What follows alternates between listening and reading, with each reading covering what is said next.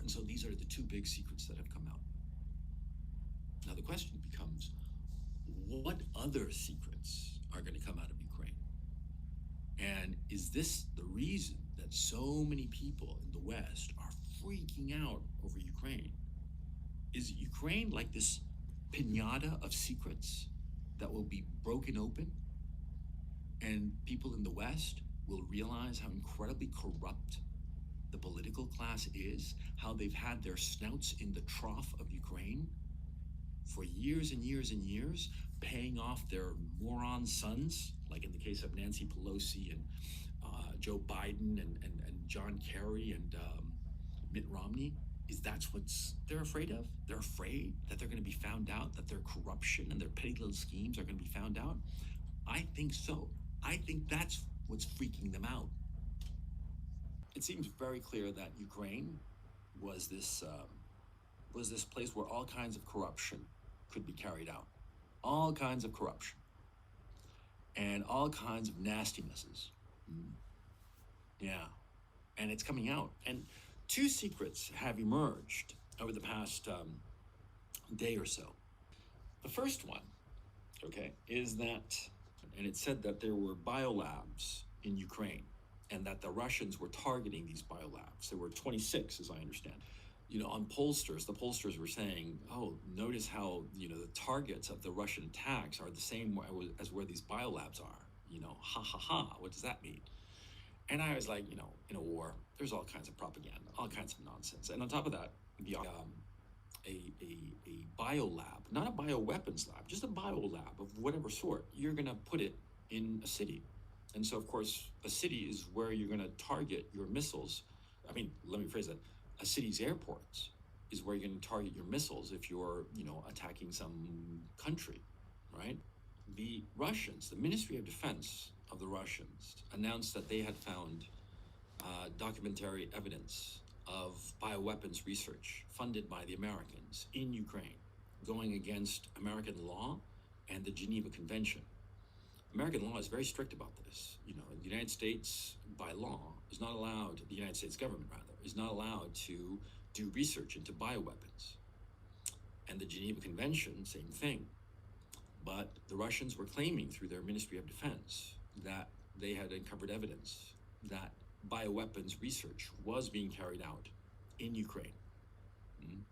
And they had the documentary evidence, and they produced that documentary evidence, right? But then yesterday, Victoria Nuland, who's at the center of this Ukraine thing, rather, she's at the center of this whole goddamn thing. She was giving testimony in the U.S. Senate. Victoria Nuland, who is the Undersecretary of State for Political Affairs, and she's essentially the person in charge of the Ukraine situation, and she was instrumental in the 2014 coup d'etat that overthrew the Yanukovych government here in Ukraine. Well, she was giving testimony, and she admitted that these biolabs were American-run. And she said that she was very concerned that the Russians would capture these facilities, and she was working very closely with the people in Ukraine on the ground so that the Russians didn't, capture any vital information. What vital information could they possibly capture? It's the obvious question. And then she said that, but if anything did happen, it would be Russian misinformation and a false flag. She was basically saying that these bioweapon laboratories that were dealing with plague and all kinds of, terrible diseases, they were fooling around with them, trying to make them more effective, Well, it's real. And the Russian Ministry of Defense was right on the money. This is real. She would never have made such a statement if it weren't real. If it weren't real, she'd say, oh, it's bullshit, it's a Russian propaganda lie. The fact that she was saying it, she was trying to get ahead of the story because it's real. And it's real, it's actual, that they were fooling around with bioweapons, and not just, fooling around with biological artifacts to try to figure something out or something. No, they were actively researching bioweapons, because she'd never get ahead of the story like this unless it was real. The Americans with the Ukrainians were developing bioweapons. Yeah, that's the secret that came out. That was one of the secrets that came out. This is the reason that the United States went to war with Iraq, because there was a belief that Iraq was messing around with weapons of mass destruction, with chemical or biological weapons. It was not clear, or perhaps nuclear weapons. That was the reason the United States destroyed Iraq and invaded the country. So by the same token, the Russians would say, well, you invaded Iraq on the other side of the world. Well, we invaded Ukraine because it was right in our doorstep. And they were definitely messing around with biological weapons that you were financing for the Russians to have invaded Ukraine. Because it's the exact same reason that the United States invaded Iraq. That's secret number one that came out yesterday. Now, the second secret, the Russians have discovered documentary evidence, hard evidence, that the Zelensky regime had decided to attack the Donbas. And that's why the entire shock troops, the entire army of Ukraine was in eastern Ukraine, right on the border with Lugansk and Donetsk. That's why they kept saying, the Americans and everybody, freaking out about American Russian soldiers on the Ukrainian border. Because what was really going on was that the Ukrainians were preparing an invasion of the Donbas. And that's why they've started shelling over the last few weeks. They were softening the ground for an invasion. But in Russia, this is a huge deal, because to the public, it's basically saying they were going to attack Russian citizens in the Donbas region. They were planning an invasion, and the Russian army essentially beat them to the punch. And there is some secondary evidence that proves that this is likely what was going on, because a lot of people have been saying, how come the Ukrainian army was so far east? Because if you look at Ukraine, on the eastern side of Ukraine, the Ukrainian army was all concentrated there, about 60,000 men or so, give or take. Some estimates put it as high as 100,000, but they were all concentrated on the east. Why? Why would you concentrate at least a quarter of all the men that you have under arms? You would concentrate it on one little corner right on the Donbas, and which could be so easily encircled, because today that happened.